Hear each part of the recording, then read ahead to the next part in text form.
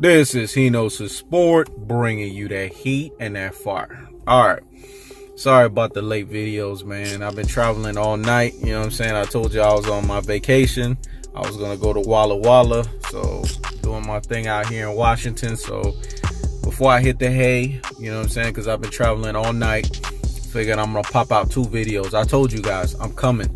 Because I keeps the foot on the what? On the necks. I keeps the foot on the what? On the necks of these Rudy Poo and these Plum Brain Ultra fanboys. You know, when I come out with the Rudy Poos and the Plum Brains, you know I'm keeping the foot on the what? On the necks.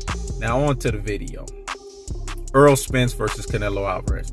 I told you guys I was going to give you guys reasons why Errol the True Spence is going to beat Canelo Alvarez. You guys have to understand, Canelo Alvarez is Mr. Clean. Let me say that again. Mr. Clean. He got his ass yelled at by Bernard Hopkins. Why did he get yelled at, folks? Because the truth of the fact of the matter is he has stamina issues. When he fights Errol the True Spence, and see, this is stuff that if you are arduous pugilist to the sport, you're a connoisseur, you understand boxing, the sweet steins, and you're using what's called the true boxing eye test, you could understand what I'm talking about here. You could hate, you could troll all you want, but here's the thing. The truth can't be argued upon. It can only be agreed upon. And if you argue against truth, you reveal your erroneous ways. Let me say that again. If you argue against truth, you reveal your erroneous ways. And trust me, there's going to be a lot of classic dolts and troglodytes that are going to do that in typical, what we call haterism and trollism fashion. Now on to the video. Canelo Alvarez has stamina issues. He can't go past 7 rounds. After 7 rounds, he wanes. Why is Errol the True Spence going to give him fits and problems all fight night? Well, I'm going to give you guys what I call the 5-fold reason. Here's first fold reason number 1. Errol the True Spence is not going to let Canelo Alvarez take a breather. Errol the True Spence has already shown you guys the propensity of him being able to throw over 1,000 punches. Hence, this is why we call him the tactical aggression, technical punching placement, and body snatching work levying onslaught of the punishment style. The reason why it's called the punishment style is because not only does it punishes you, but it's relentless. It keeps coming after you over and over and over again. Errol the True Spence is like Wolverine in berserker mode. Let me say that again. If you guys are big comic book fans, which you guys can see I am, Hulk, Smash, and Manonia, then you guys would understand that Wolverine, when he goes into berserker mode, there's no stopping him. Or when Thor goes into what we call Warrior's Madness. So if you're a comic book fan, you understand what I'm talking about. When they go into that phase, there's no stopping them. Now, there is a issue, a con to it. They lose, they're still self-conscious, so to speak. So they go into what's called a crazy fit. It's kind of like the Sentry. When he becomes the Void, he becomes uncontrollable. Well, that's Errol the True Spence when he's in bulldozing fashion, because he's not only continuously putting those punches together technically through what's called technical punching placement, but at the same time, he's also making sure every punch accounts for something, and it does a cumulative damage. I don't care what fighter you are, Cinnamon Alvarez and down, Floyd Mayweather, who is not as strong as Errol the True Spence was able to slow Cinnamon Alvarez down through body shots. So I know what the fuck I'm talking about here. If Floyd Mayweather was able to slow down Canelo Alvarez through body shots, because you guys go watch that fight, what do you think Errol the True Spence is going to do when he chops the body down? I don't care what fighter you are. You hit that body up enough and you technically place your punches in those body shots and you make them effective, you will accumulatively break the fighter down. Now, you guys have to understand the second fold reason here. Errol the True Spence has what we call superior lateral movement. He goes east, west, north, south, east, west. He does this over and over again, and he switches it up. Sometimes it's south, north. Sometimes it's north, south. Sometimes it's east, west. Sometimes it's west, east. You don't know what's coming because his step in and his step out game is sick. And if you're going to be Canelo Alvarez, you have to be explosive and you have to be athletic as fuck. And Errol the Truth Spence has that in leagues and droves. Go do research on his strength and conditioning coach. See, you guys don't understand. Errol the Truth Spence was an elite football player before he got into boxing. So his footwork, that's why his footwork in the ring is just as elite as it is outside of the damn ring. Because of his football level style of training that he incorporated into boxing. And if you guys are avid football fans, you guys would know that out of the high schools, DeSoto High, which is the school that Errol the Truth Spence went to, right, is one of the renowned schools in high school football. So that should tell you something. The man has sick footwork. As a matter of fact, even till this day, he does a lot of track work and he does a lot of football drills into his training. We're not talking about that ineffective aggression bullshit that Sean Porter does. We're talking about tactical aggression. He does it the right way. So basically, Errol the Truth Spence is going to show Canelo Alvarez, not only is he going to out condition and out stamina him, he's going to out footwork his ass. And here's reason number 3. Canelo Alvarez has a glaring injury, his knee injury. Now, this would have been a lot harder of a fight, but Canelo Alvarez's knee injury is because he's dropped the bullshit Mexican come forward style, and now he tried to get into a slickster style. You know what I'm saying? You guys know that's basically the African American style, because we have different styles. We have the European style, we have the Mexican come forward style, we have the African American style. We have different styles in boxing, but the slicksters are the African American style. And basically what he did is he basically adopted that style.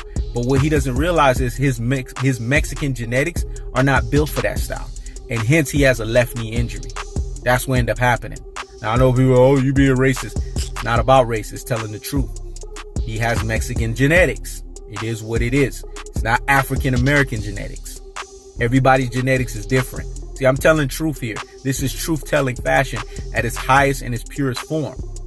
So when you look at Canelo Alvarez and you look at Errol the Truth Spence and you look at what they bring to the table in terms of work ethic, which is the third-fold reason why Errol the Truth Spence is going to beat him, Errol the Truth Spence work ethic is better than Canelo Alvarez.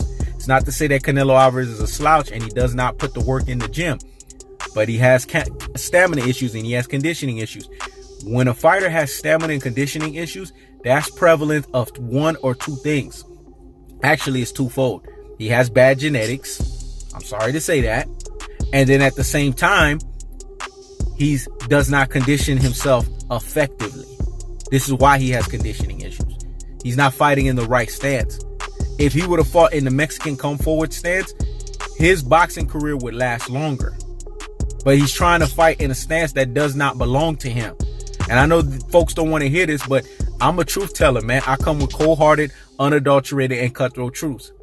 And here's the fourth manifold or the fourfold reason why Errol the Truth Spence would basically chop off Canelo Alvarez.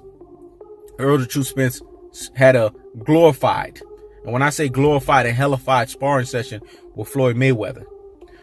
Basically, when Floyd Mayweather and Canelo Alvarez fought, that was a sparring match in which Floyd Mayweather washed his ass. But when Errol Spence had his sparring session against Floyd Mayweather, he gave him fits, beyond fits, beyond fits. And you guys have to understand, in the fourth-fold reason, Errol the Truth Spence puts mental and physical pressure on his opponent. It's like me, how I put mental and physical pressure on you guys on YouTube, because I keeps the foot on the what? On the necks, where Errol the Truth Spence does that same thing in the boxing ring. He does not allow you to think because you're constantly under what? Unlimited pressure. So if he's putting unlimited pressure on you, how can you have the ability to think? Boxing is a thinking man's sport. But if a person is putting so much pressure on you that's hindering you from thinking, how can you make adjustments? See, this is how Errol the Truth Spence beats a lot of fighters. He doesn't allow them to make adjustments because he doesn't allow them to think. Whew. I just said something that was deep and profound. Leagues and shoulders above the haters and the trolls. They won't get it. The classic dolts and the troglodytes won't get it. But the real G's out here, the super real G's, and the ultimate real G's out here in the boxing streets, they will get it. And the fifth fold reason. You guys have to understand, Errol the Truth Spence is built for this shit. This man has the same regular sparring partners. And you know who his main sparring partner is? It's a light heavyweight. So he's already sparring consistently a guy that's bigger than Canelo Alvarez. Canelo Alvarez, Cinnamon Alvarez that is a middleweight. Not a super middleweight, a middleweight. Errol the Truth Spence regularly spars a light heavy. And he gives the light heavy problems. So basically, if he's hitting Canelo Alvarez, which is 2 weight classes down, that's basically going to be more punishment that somebody like a Canelo Alvarez, which is a middleweight, is going to feel if he's doing that to a light heavyweight consistently in sparring.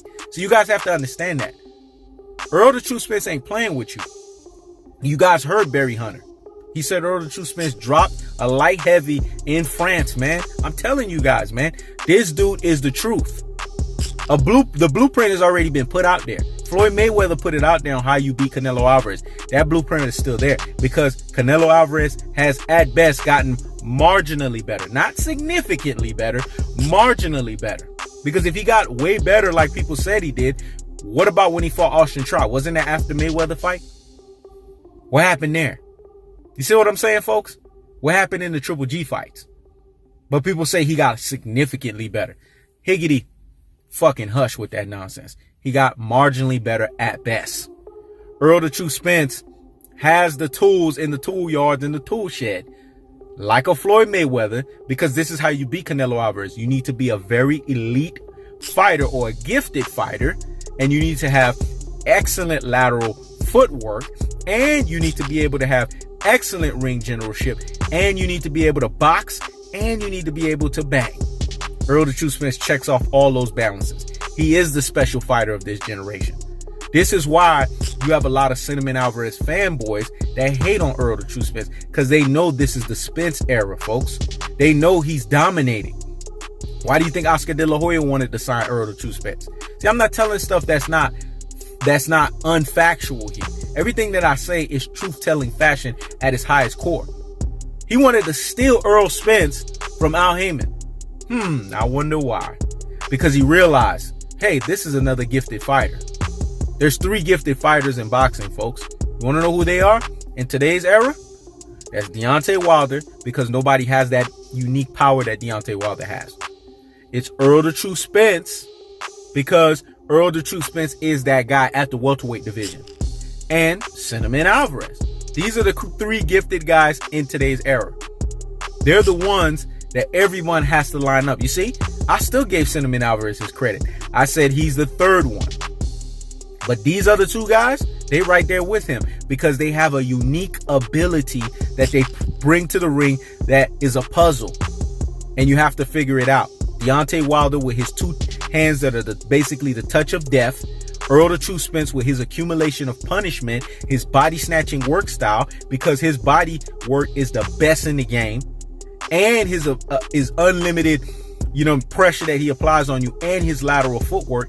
And then you have Cinnamon Alvarez, who's basically a complete boxer, but the problem is he has stamina issues and he has conditioning issues.